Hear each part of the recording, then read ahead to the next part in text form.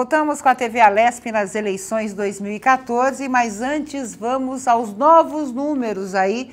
Claro que a gente já tem a certeza aí, os números confirmam a reeleição de Geraldo Alckmin do PSDB ao governo do estado de São Paulo. E quais são os últimos números, Raquel? Isso mesmo, Ana. Temos 98,20% já de urnas apuradas para governador. Candidato Geraldo Alckmin do PSDB soma 12.015.310 votos. Paulo Scaff do PMDB, 4.514.277 votos. E Alexandre Padilha do PT, 3.809.669 votos. Temos aí 7,83% de votos em branco, somando 1.978.240 votos. E votos nulos, 9,22%, 2.329.314 votos, somando aí 4.307.000 votos brancos e nulos. Ana.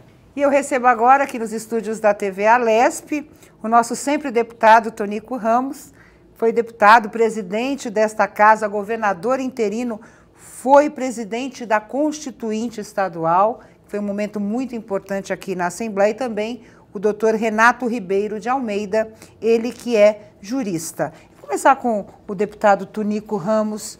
Era um resultado esperado e, na sua opinião, quais são os desafios do governador Alckmin para este novo mandato? O desafio do governador Alckmin é muito sério. Há uma ebulição política muito grande. Nós precisamos definir primeiro quem será o presidente da República. Com a definição do presidente da República, o governador terá pela frente uma expectativa dos prefeitos, que é o comando da força que vai compor o governo Alckmin. Aqui na Assembleia, precisamos anotar como será distribuída as cadeiras de deputados estaduais, como estará o PSDB no Congresso Nacional em número de deputados federais e senadores, e quem será o presidente da República. Porque se der Aécio, São Paulo e Aécio, o PSDB estaria completo. Sim. Se der Dilma e o Geraldo Alckmin, aí sim, aí é a disputa para a sucessão daqui a 4 anos. Muda também nessa situação, doutor Renato, os desafios dos parlamentares? A gente tem algumas novidades, os números são surpreendentes, né? Deputados federais eleitos com 1 milhão, quase 1,5 milhão de votos, 300 e poucos mil votos, deputados estaduais muito bem eleitos também. Esses desafios se mantêm os mesmos, independente do cenário que a gente vai ter aí de presidente da República, por exemplo? Sim. Boa noite, Raquel. Boa noite. Boa noite. Boa noite, Tonico. Uma grande honra estar aqui na TV Alesp, principalmente diante também de um ex-presidente da casa que foi deputado constituinte estadual. Eu, na condição de professor de Direito Constitucional e professor de Direito Eleitoral, sempre venho destacando a importância das constituições estaduais para a própria democracia, dizendo o que é poder constituinte originário e poder constituinte derivado. A partir dessa sua pergunta, eu teria como resposta, a resposta que creio ser a mais oportuna, seria primeiro fazer um panorama da divisão de poderes.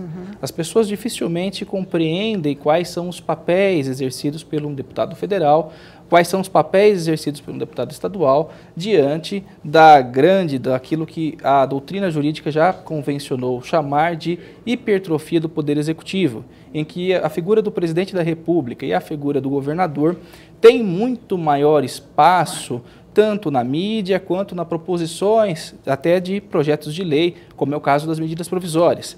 Então, quais são os grandes desafios? Primeiro, eu creio que é retomar a credibilidade do próprio Congresso Nacional.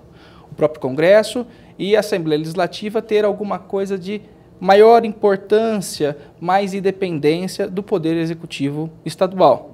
Do ponto de vista do Congresso Nacional, um desafio se impõe como mais claro, que é a própria reforma política. Sim. Existe hoje na sociedade e 20% de abstenção nas eleições são sintomáticos para mostrar para a população que existe um descontentamento, existe uma dificuldade muito grande de que jovens entrem no cenário político e acabem, de alguma forma, sendo motivados por aqueles desafios que se colocam. Então, eu acredito que a reforma política, uma maior reflexão sobre o papel dos partidos políticos na nossa sociedade, seja importante. Como ela vai se dar? Não sei. Eu acredito que pelo fortalecimento do poder legislativo. Na verdade, deve ser muito difícil legislar em causa própria. Exatamente. Né? Porque, na verdade, você está colocando regras para uma futura eleição que você deve participar. Uma vez que a Constituição só pode ser alterada por meio de propostas e projetos de emenda constitucional previstas no artigo 60 da Constituição, salvo aquelas dispostas no parágrafo 4º, que diz respeito às cláusulas pétreas, uma vez que nós temos essa situação bem colocada, se discute até a própria constitucionalidade de uma eventual reforma política específica, uma constituinte específica. Estamos aqui ao lado do constitucionalista estadual, que pode falar muito mais sobre isso, mas eu acredito que a grande discussão a ser colocada é o papel do próprio poder legislativo enquanto representante da sociedade. Existe uma série, como a senhora bem colocou, de parlamentares que receberam uma votação bastante expressiva. Parlamentares esses que existem e que defendem bandeiras que não estão muito claras, muito bem colocadas, como alguns que até recebem uma pecha de voto de protesto. Agora, é possível que se reflita sobre isso. Eu acho que é o momento brasileiro, independente de quem ocupar o cargo de presidente da República, é o momento disso ser colocado. Vamos ver mais ou menos agora uma panorâmica aí, né? Ou um panorama da nossa Assembleia Legislativa, os 12 deputados mais votados até agora. É claro que a gente tem a questão, né, dos partidos, quantos vão entrar por cada bancada, mas quais são os 12 primeiros colocados, Raquel? Ok, Ana, temos aí 98,20%, né, de urnas apuradas. Candidato Fernando Capês, do PSDB, tem 302.746 votos. Coronel Telhada, do PSDB, 250.635 votos. Candidato Orlando Morando, do PSDB, 235.909 votos. Candidato Trípoli, do PV, 230.934 votos. Candidato Delegado Olim, do PP, 192.906 votos. Candidato Barros Munhoz, do PSDB, 192.290 votos. Candidato Campos Machado, do PTB, 190.316 votos. Candidato Feliciano do PEN, 186.728 votos. Mauro Bragato, do PSDB, 175.557 votos. Candidato Jorge Wilson, do PRB, 171.234 votos. Edmir Chedi, do DEM, 167.736 votos. E o candidato Pedro Tobias, do PSDB, 163.878 votos. Temos aí votos em branco, 10,17%, e votos nulos, 10,18%. Ana. A gente não vê nessa lista, mas entre os mais votados, 32º mais votado pelo Partido dos Trabalhadores, deputado Enio Tato, tem 107 mil votos. Depois a gente vai tentar dar aí a formação das bancadas, que deve ser apresentada oficialmente somente amanhã. Deputado Tonico Ramos, 3 mandatos. Na sua opinião, acompanhando de fora hoje uma campanha eleitoral, vendo essa disputa, os debates, os programas eleitorais, o que mudou mais efetivamente? O que é mais difícil hoje para um político, na sua opinião, ou antes era mais difícil? A evolução política, ela é normal, mas ela deve ser uma evolução para o bem, uma evolução de construção. Hoje não vale mais, você não tem mais comício, você não visita mais os eleitores. A grande maioria entende que a televisão é o grande instrumento de mobilização, porque vai na televisão, fala para 100, 200, 500 mil pessoas. Então, eu acredito que o conteúdo dessa nova eleição não é melhor. Olha, eu conversei com algumas pessoas, professor Renato, quero até discutir isso, exatamente sobre a questão da propaganda eleitoral. Sim. Eu sempre pergunto, como eu trabalho com política, eu sou uma pessoa curiosa. Então eu pergunto, você acompanha o horário eleitoral? Você escolhe o seu candidato pelo horário eleitoral? E 9 em cada 10 dizem que não acompanham, que não gostam, quando chega o horário eleitoral vão jantar. Por que, então, essa supervalorização em detrimento, por exemplo, de comícios, né, de um corpo a corpo mais efetivo, de um debate, de festas até? É proibido festa para deputado. Por quê? Se há um grupo que quer, de repente, ouvir as propostas do deputado Tunico Ramos, por exemplo. Queria entender essa situação, porque o investimento na propaganda eleitoral é muito alto. Gigantesco. Né? A gente vê as superproduções, claro que vê os partidos que não têm dinheiro, uma propaganda eleitoral mais simples, mas a gente vê grandes, vamos dizer assim, efeitos especiais de alguns partidos. Como é que fica essa discussão? Ana, eu creio que essa situação, hoje, com as restrições que a própria Justiça Eleitoral coloca por meio das resoluções, ou pelas próprias alterações que ocorreram na legislação eleitoral, sobretudo a partir da emenda da Lei Complementar 135/2010, que é a chamada Lei da Ficha Limpa, eu creio que, a partir desses momentos, foram colocados para os parlamentares, para os deputados e para aqueles que pretendem concorrer a cargos legislativos, especialmente, uma série de restrições. Só que essas restrições, eu creio que a democracia acaba sendo cada vez mais mitigada. Eu vou dar alguns exemplos. Muita gente me perguntou agora nessas eleições, enquanto advogado e professor de direito eleitoral, a questão dos cavaletes. É lícito, não é? Vamos colocar cavaletes ou não vamos colocar cavaletes? E eu sempre defendi que sim. Primeiro, porque cavalete é algo barato. É algo que não necessariamente prescinde de grandes investimentos em propaganda.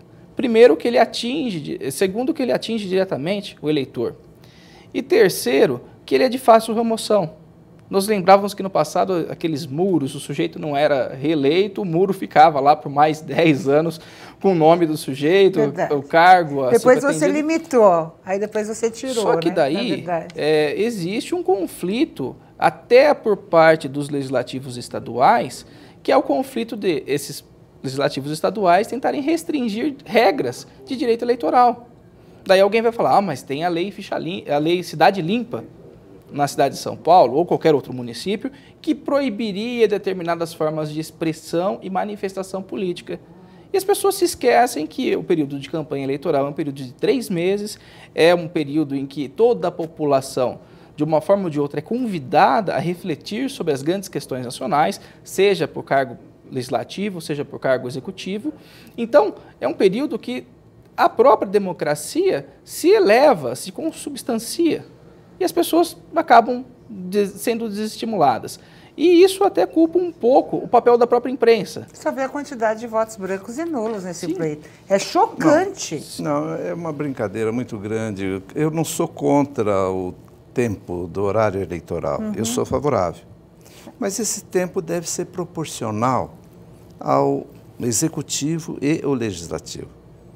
O executivo toma conta do tempo do legislativo e os candidatos a deputados estaduais, federais, não conseguem nem dar o nome e o número dele. Aparece na televisão ou no horário aquele que o partido quer. Então, o partido dá que critérios, né? O partido utiliza para dizer quantas inserções o deputado Tunico Ramos vai ter no horário eleitoral durante esse período, o deputado, né, hipoteticamente falando, o Renato vai ter, a deputada Raquel. A gente não sabe também quais são os critérios. E se são justos, né? Não são justos. Ou seja, é o candidato que tem mais chances de vitória, que tem direito a esse tempo? Não é justo. Você pegar, vamos pegar, meu nome é Enéas. Você pegar o Tiririca nesse momento. Só ele utilizou o horário eleitoral do partido. É um desrespeito com o eleitor, ao mesmo tempo é uma forma do eleitor protestar. Que conteúdo tem, ou melhor, que conteúdo teve o Enéas no Congresso Nacional? Que conteúdo tem o Tiririca no Congresso Nacional? Em nenhum momento eu estou contra o Tiririca e tampouco o Enéas. É a escolha do eleitor. Nós vivemos uma democracia, né, professor Renato? O eleitor tem todo o direito de protestar. Tem todo o direito. Agora, que contribuição vai dar o Tiririca com 1 milhão de votos, 1.200.000, e vai levar 2, 3 com ele? Vai chegar lá, ver o resultado no final de 4 anos. Nós já vimos isso com a eleição. O senhor citou o doutor Enéas, ele levando pessoas com 10 mil, 1.000 votos, não me lembro a época quantos votos, e isso aconteceu. Não, e que contribuição deu, aí é o tempo de televisão. Aí a forma de levar os partidos dentro do pragmatismo foi o seguinte: vamos colocar isso para candidato, vamos dar todo o tempo a ele, nós não precisamos apresentar os outros, porque os outros tiram voto.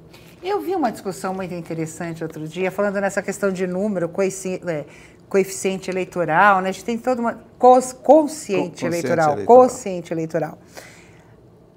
Discutindo o seguinte: como que pode entrar alguém que teve 1.000 votos e ficar de fora uma pessoa que teve 50 mil, por exemplo? Fica uma coisa meio injusta e alguns defendem que sejam eleitos os mais votados. Ou seja, no caso da Assembleia de São Paulo, 94 mais votados assumem a cadeira independente do quociente eleitoral, do partido. Isso seria democrático, professor? Ou é democrático você ter uma pessoa com 1.000 votos representando 42 milhões de brasileiros paulistas, ao invés de ter uma pessoa que teve 50 mil votos representando esse povo? Essa questão é uma questão que muitas vezes eu me deparo no dia a dia. E eu sempre defendo o seguinte: nós prescindimos ainda, nós necessitamos ainda de uma cultura partidária mais sólida. A nossa legislação, ela valoriza os partidos políticos. E isso até foi decidido pelo próprio Supremo Tribunal Federal, quando entendeu que o mandato político é do partido. Quem deixa o mandato sem que tenha a seu favor as cláusulas específicas de infidelidade partidária, ele acaba incorrendo na necessidade de entregar o mandato ao partido. Quer mudar de partido, sim, mas sem o mandato. Mas, professor, hoje criam-se partidos assim. Sim, sim. Né? O número de partidos que a gente tem... Nós tivemos dois, claro, errado, numa época ditatorial diferente, um momento diferente. Depois tivemos partidos maiores, o MDB se transformou em PMDB, alguns fundaram o PSDB, o PT. Nós temos partidos grandes hoje. Mas a gente tem partidos que nunca tiveram representação nenhuma, nem em câmaras municipais, nem em assembleias legislativas, nem no Congresso Nacional. Sim. E que têm o mesmo direito que os partidos, sim, que têm já uma certa tradição. Por isso que eu questiono, isso é democracia? E daí uma outra crítica, porque esse modelo que a senhora falou de uma lista com os mais votados e pronto. Existe, esse modelo é chamado de distritão. Alguns intelectuais, alguns professores de direito constitucional defendem esse tipo de modelo. Eu cito aqui como exemplo o professor da PUC, que é o nosso vice-presidente da República, Michel Temer. Ele defende a ideia do distritão, chamado distritão, que seria uma lista única. Mas os críticos, e daí cabe muito mais apresentar quais são as críticas e não as soluções, os críticos desse tipo de sistema dizem que dificilmente haveria uma oxigenação na política, porque a ideia é favorecer a questão dos partidos, favorecer as questões intrapartidárias e as ideologias que esses partidos, pelo menos em tese, deveriam representar, e não o individualismo. Se eu tenho uma cultura de simplesmente valorizar o voto na pessoa e afastando toda a questão partidária, eu infelizmente acabo favorecendo muito mais o personalismo, que é algo que deve ser combatido. No ponto de vista da legislação eleitoral vigente, ele deve ser combatido, o personalismo. O personalismo, infelizmente, ele acaba tomando conta. O sujeito acredita que está votando no partido, votando naquele candidato, quando, na verdade, ele vota no partido. O partido, e eu estou diante de um ex-presidente aqui da casa, o partido acaba votando em bloco. Então, é necessário levar ao eleitor que as decisões são partidárias e que o mandato é do partido. Concorda, deputado Tonico? Quer dizer, porque eu sempre falo o seguinte, eu vejo a pessoa falando, eu não voto no... Vou dar sempre usar o senhor como exemplo, que é um parlamentar, foi um parlamentar. Eu voto no deputado Tonico Ramos porque ele é bom como deputado. Não é porque ele é do partido XYZ. A gente não tem a cultura partidária no Brasil ainda. Né? E as pessoas... por um certo ponto, até bom, porque as pessoas acabam procurando bons parlamentares, né? O que o senhor acha nessa questão do que foi colocado pelo professor Renato? Quando o senhor foi eleito, o partido era tão forte quanto a sua figura para ser eleito? O PMDB foi a arca de todos esses partidos. Sim. Ali acolheu o PT, todos os partidos nasceram dentro do PMDB e, felizmente, foram crescendo. Sim. E foram formando partidos bem estruturados. Sim. Com pessoas de cabeças muito boas, construtiva. Mas o senhor sempre foi do mesmo partido? Eu sempre fui do PMDB. Nunca mudou de partido? Mudei num determinado período, eu saí e fui para o PDT. Mas parei, em pouco tempo eu parei, em virtude de que eu vi que o PDT não era aquilo, não era o PDT do Brizola. Eu fui por ser o PDT do Brizola. E, para minha surpresa e tudo que eu tenho visto, os partidos perderam a identidade. Os partidos não estão mais interessados em formar liderança, ciscar para dentro. Não, eles estão interessados em poder. O que é o poder hoje? Tempo de televisão. E a gente nota uma coisa de mesmos. Muita gente também reclama, pô, sempre esse deputado, por que não é esse candidato, por que o partido X não muda? Sempre insiste nesse.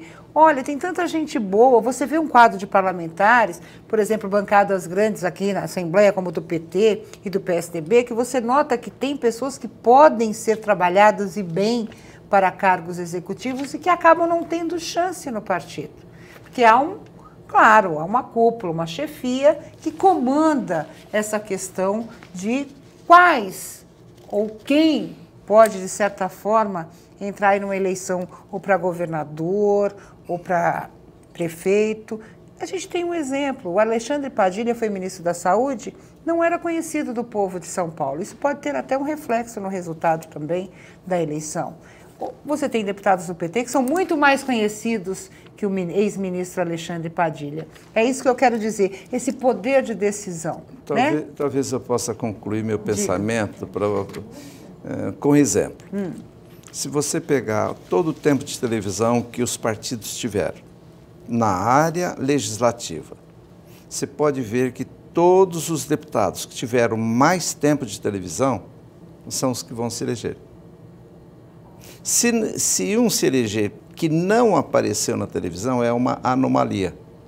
Porque o tempo de televisão, no momento que é dado a ele vai massificando e todos os cabos eleitorais vão dizer, olha, meu deputado está na televisão. Entendi. E o candidato, aquele que é da base, que fez todo esse trabalho, isso, aquilo, não, ele não aparece no tempo de televisão?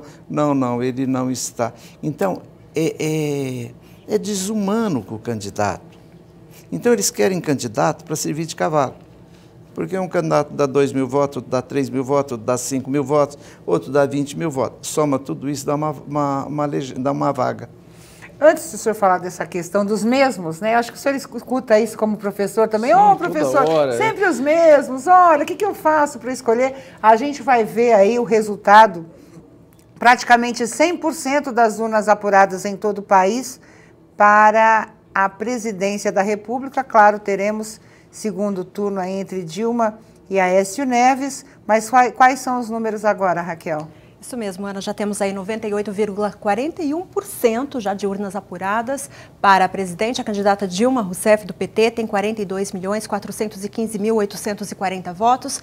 O candidato Aécio Neves, do PSDB, 34.526.392 votos. E a candidata Marina Silva, do PSB, 21.781.163 votos. Em São Paulo, Ana, o candidato Aécio Neves somou 10 milhões de votos contra 5.800.000 da Dilma Rousseff. Quase que o dobro aí de votos em São Paulo. Podemos dizer que foi aí que o Aécio deu a virada, professor Renato?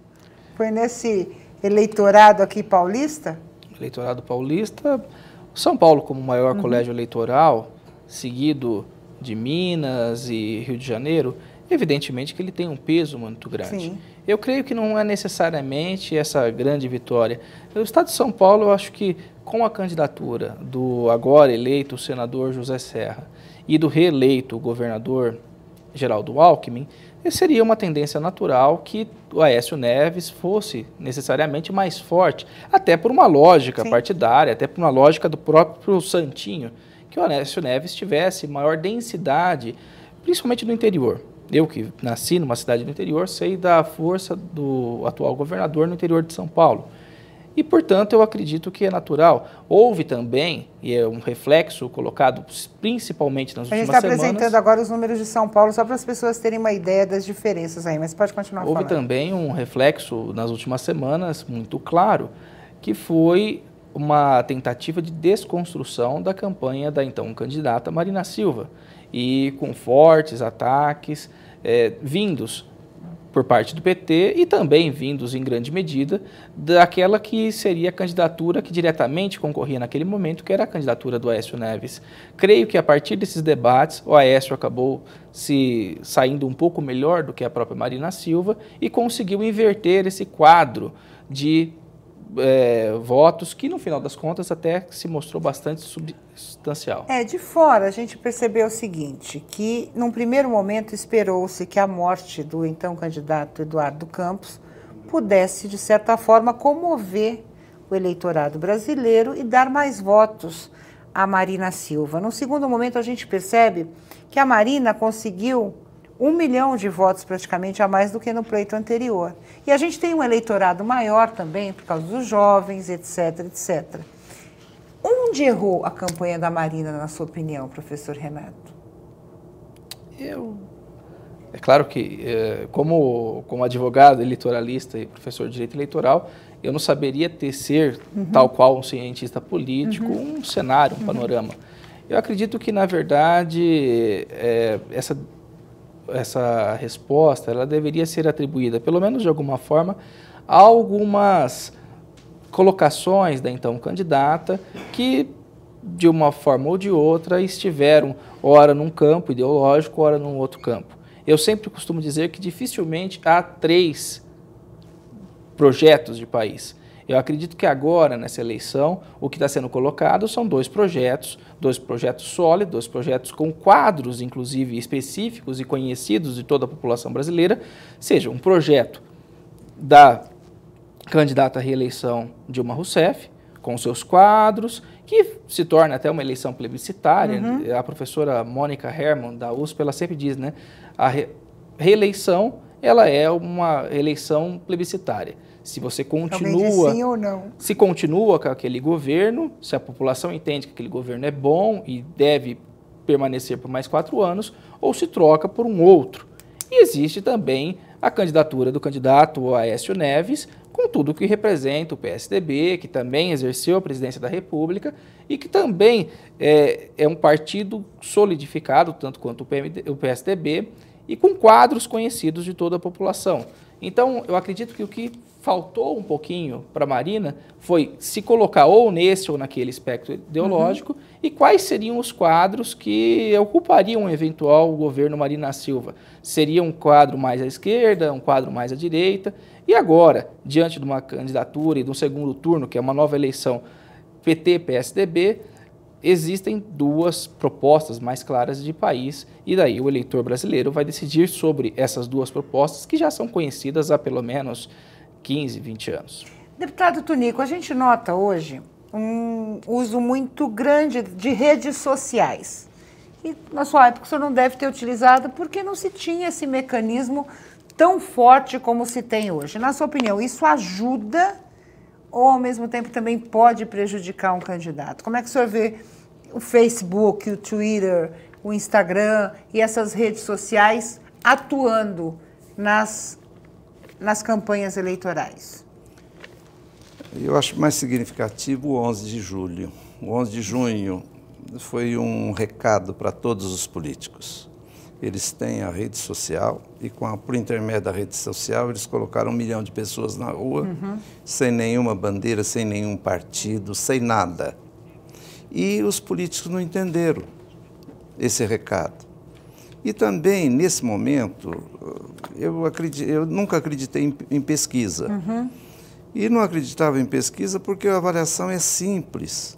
Como é que pode um governador de São Paulo, numa situação privilegiada como estava na eleição, e sem oposição, um governador de Minas Gerais, que estava numa situação privilegiada e o candidato a presidente da República era de lá e tinha saído com 85% de aprovo quando governador. Não podia o candidato dele estar tão baixo. Então, a tendência era crescer como deve ter crescido. Como pode um governador do Paraná ganhar na primeira, estava muito bem, como é que não podia render voto ao candidato do partido? Então, se você somar um partido consolidado como o PSDB e um partido consolidado como o PT, a tendência era os dois estarem juntos. E junto do PT estava o PMDB, que é também um partido consolidado. Que partido tinha a Marina? Com admiração total a Eduardo Campos, aqui registro, um tremendo de um político. Só que para a Marina, o avião dele caiu muito cedo. Se tivesse demorado uns 15 dias, talvez ela tivesse ganho. Olha, antes da gente encerrar, eu quero dizer que praticamente encerrada, né? A votação para senador em São Paulo, a apuração para senador, desculpe, em São Paulo, falta apenas 0,76%. É isso mesmo, Raquel? É isso mesmo, Ana. E nós temos aqui o candidato José Serra, do PSDB, com 11.027.130 votos. E, em segundo lugar, aí o candidato Eduardo Suplicy, do PT, com 6.124.122 votos. Praticamente o dobro, hein, professor Renato? Ninguém esperava assim. Havia um movimento, né, nessa questão do Suplicy não voltar ao Senado, mas acho que o Serra passou das expectativas. Inclusive, ouvindo agora os números, existe uma inversão de quadro, né? Essa diferença elástica, e o Serra também teve 11 milhões de votos, que eleições passadas, então o candidato Aloysio Mercadante teve uma votação também como essa, com 11 milhões de votos. De uma forma ou de outra, são figuras paulistas que chegam fortalecidas no Senado, também possuem histórias muito grandes, né? O Mercadante naquele momento, agora o José Serra retornando, ele que foi governador, que já concorreu a 2 campanhas presidenciais e que naturalmente, até pelo conhecimento, pela exposição que já teve, teria condições muito mais favoráveis que seus adversários numa campanha ao Senado. Vamos torcer para que Serra consiga, né? O senador, agora senador José Serra, traga benefícios para o estado de São Paulo. Eu quero agradecer ao sempre deputado Tonico Ramos, professor Renato Ribeiro de Almeida, e daqui a pouco a gente volta com mais informações sobre as eleições 2014 no estado de São Paulo.